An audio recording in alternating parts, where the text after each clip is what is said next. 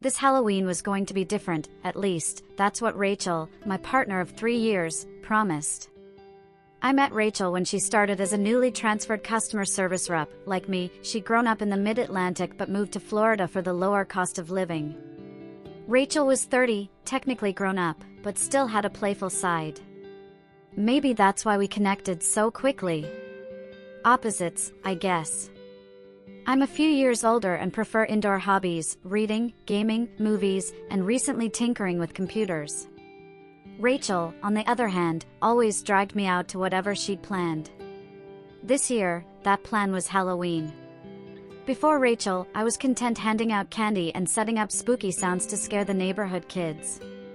But Rachel's Halloween spirit was next level. For the past 2 years, she dressed so convincingly that I barely recognized her when she showed up. She could never convince me to join her parties, though. I had no idea how much work Rachel put into her costumes until after last Halloween. She's a fabric artisan, more like a fashion or costume designer. She'd picture a design, gather materials, and create it all herself in her home workshop. Soon after we met, she noticed my massive comic book collection and my love for comic stories. Her costume last year was inspired by one I showed her. I thought she bought it, but when I complimented her Supergirl outfit, she proudly showed me where it was made. I'd been to her place before but never peeked into her hobby room. I figured she might feel the same about my comic library. When I saw her sewing setup, I was amazed. Then she led me to a large walk-in closet filled with costumes and accessories, wigs, shoes, boots, the whole works. That's when this year's Halloween plan was born. Knowing my love for comic book heroines, and that I'd told her about being a transvestite and dreaming of dressing like one someday, Rachel surprised me with a promise. She would make me a Catwoman costume, like the purple one in the current comics, while she'd craft a Poison Fields outfit for herself. We'd hit Halloween as a pair of Batman villains, but I wasn't to find out until the week before. I never saw her sewing or working on costumes during the year. We spent plenty of time eating, playing, and hanging out, sometimes in our own rooms. Somehow, she found the hours. Then, a week ago, Rachel asked me over for a fitting and told me to bring all my basic female foundation garments. When I arrived at Rachel's place, she led me to her costume room, and I nearly dropped my jaw. Hanging by her sewing machine was a purple suit, there was no mistaking it, Catwoman. Rachel said she picked Catwoman for 2 reasons. First, she knew about my love for writing stories featuring Catwoman and figured I'd be thrilled. Second, Catwoman's costume covered nearly every inch except the eyes and lower face, making it perfect for a guy wanting to keep his identity under wraps. Rachel let me change in her bedroom while she stayed in the costume room. I stripped off my clothes and waited for the excitement to settle so I could tuck myself properly. I pulled on panties to hold everything in place, then laced up my corset, shrinking my 32-inch waist to 26. Next came the body shaper to smooth out the lines, followed by 38D silicone chest forms snugly fitted into the cups. Bending was tricky, but I managed to slip into 2 pairs of lycra tights to smooth my legs and hide hair. Happy with the shape, I headed back to Rachel. She whistled, clearly impressed since it was her first time seeing me in drag. "You've got an even better figure than I hoped for. You're going to love how this fits." Then she slipped into the purple catsuit herself, a shiny lycra spandex that clung tightly to every curve she'd admired. Since it was just a fitting, Rachel said we could save makeup for Halloween night. She placed a long black wig over my short blonde hair, then pulled the costume's cowl over my head. The hair spilled out the back, falling just like Selena Kyle's in the comics. Next, Rachel slid the black opera-length gloves onto my arms, carefully fitting my fingers into the clawed tips. Then came the black thigh-high boots, zipped on smoothly. These boots had flat heels like in the comics, and I was relieved. I'm used to 5-inch heels, but flats would keep me comfortable on my feet all evening. Rachel tucked a coiled bullwhip into my left boot top and sent me to the mirror. I barely recognized myself. Apart from the face showing a few male features, the reflection was an exact replica of the comics Catwoman. Proud of her work, Rachel helped me undress and declared that Halloween night was going to be a blast. Now, a week later, Halloween night was just beginning. I returned to Rachel's with my bag of foundation garments. Before changing again, she handed me a box. Inside, I found a larger set of chest forms than the ones I'd brought. I decided to save my questions for later. After Rachel helped me into the Catwoman costume once more, I finally saw her Poison Fields outfit for the first time. While she applied my makeup, I mentioned the bigger chest forms. Rachel explained that comic book women often had exaggerated proportions, so the forms I'd worn during the fitting weren't quite enough to match the look. She bought some 40 DDD forms from a mastectomy shop, where fewer questions are asked and prices are lower than fetish shops. These gave my chest a much nicer shape under the purple suit, even if they didn't puff out as dramatically as Selena's in the comics. I studied Rachel's makeup in the mirror while she changed into her costume. My eyes and lips looked surprisingly feminine, and even my partly hidden nose seemed smaller. How women could transform their faces like that with makeup was beyond me. I'd never done my own face before, since I never left the house dressed up. Now I saw just how good I could look. Rachel stepped out, dressed head to toe in green. She wore a long red wig over her black shoulder-length hair, the curls falling to her waist. If I hadn't known better, I'd have thought Uma Thurman herself had stepped into the room. But Rachel's makeup gave her a fierce, mature look, making her seem older than my younger, softer face.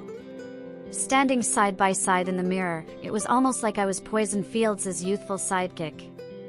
The costumes and makeup had completely flipped our apparent ages. We planned to hit a couple of Halloween parties later, especially the one at work, but decided to start with some door-to-door trick-or-treating, mainly to watch the kids' reactions to seeing real-life Batman villains. Rachel had me practicing a higher-pitched voice for the walk, and soon I was able to say a few lines so Poison Fields wouldn't have to do all the talking. We approached a house we both knew had been vacant for a while but now buzzed with activity. Adults and kids were coming and going, not just grabbing treats. A young mother and daughter left with wide smiles, so it seemed like a kind-hearted person had moved in. At the door stood an older woman who greeted every trick-or-treater with an air of authority. She carried herself with a firm but kind presence. Her face lit up when she saw us, and she invited us inside. She praised the Hollywood-level quality of our costumes, and Rachel admitted she'd made them herself. Impressed even more, the woman asked if I was old enough to be Catwoman. My falsetto voice gave me away, but she reassured me warmly, "You have nothing to worry about, young man. Without hearing you, I'd have sworn you were your companion's younger sister or daughter. When I saw you on my walkway, I was deciding which of my special candies would suit such a stunning young lady. Now I know exactly which one." The woman told Rachel to take whatever candy she liked from the table, then reached into a jar off to the side and came back to me. "Spread your claws, Catwoman," she said. "I have a surprise that will make your heart's desire come true. Take this candy, but don't eat it until you're both outside again. Enjoy, it's called a truth drop." Rachel had grabbed some chocolates and mints and saw the exchange finish. We thanked the woman and headed back outside. As we walked down the street, we passed other costumed characters collecting treats, some hotter and fuzzier than our tight spandex. The furry ones looked almost cuddly, but we let them enjoy their fun and kept going. Rachel asked what was special about the candy the woman gave me compared to the regular treats from the table. I opened my left hand to show her, a lemon drop-shaped candy molded like a woman. She told me to wait until we were outside to eat it, I said, so now seems as good a time as any. Unaware of what was coming, I involved Rachel in the woman's mysterious plan. The candy was large, so I broke it in half and offered her the other piece. She held it in her hand while I popped my half into my mouth. The tartness made me salivate, and it melted quickly. As we resumed walking, I noticed strange sensations inside me but felt a calm peace that made me ignore them. Rachel was the first to notice the changes happening to me. As we walked, I didn't realize my gaze had lifted and I wasn't paying attention to sounds around me. Rachel glanced down when she heard a clicking noise with every step I took. She grabbed my arm to stop me. After popping her half of the candy into her mouth, she pointed at my feet and exclaimed, "Look. The flat heels on your boots just turned into metal-tipped stilettos, at least 6 inches high." Then she shook her head, as if trying to clear a strange thought. I looked down but couldn't see past the enormous chests now on my chest. They matched the oversized, drawn Catwoman's, probably around a 54HHH size. Oddly, they didn't feel any heavier or more restrictive than the smaller forms I'd worn earlier. My hands shot to my waist, and I realized there was no corset or shapewear beneath the catsuit. My waist had shrunk to under 20 inches. My pelvis was smooth and flat in front, and I could even make out the outline of my new labia. There was nothing left between my legs, no bulge, no hint of what was there before. Turning sideways, I lifted my left foot in a distinctly feminine way to check my new heels. I started to say, "What is hap?" but stopped when a deep contralto voice came from my lips.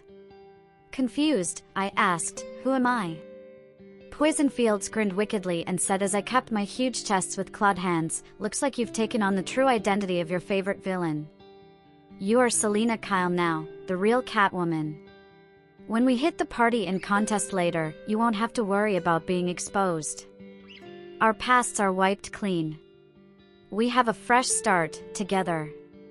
At the costume party, we were an even bigger hit, though the other guests soon discovered their purses and wallets left in the storeroom had been rifled through. Poison Fields and Catwoman had begun a new crime spree. But, as one later story recorded, when the old woman locked up and left the house the next morning, everyone who had been transformed returned to their original forms. So, as much as I wish to stay Selina Kyle, the Catwoman, with Pamela Isley, Poison Fields, as my partner in crime, Dawn found me in a much sexier costume than I'd started with, wobbling in heels far higher than any I'd worn before. Rachel and I stared into our candy bags, puzzled by the presence of money and jewels instead of sweets. The old woman had remembered my love for the costume and left that one change intact. And though the rest of me had reverted, there was still no sign of anything between my legs, and real flesh replaced the silicone on my chest. Rachel would be returning to her usual job, but I think I'm going to have to find something new. Jennifer's new figure won't fit into any of Steve's uniforms. Don't forget to join me on Patreon for exclusive content.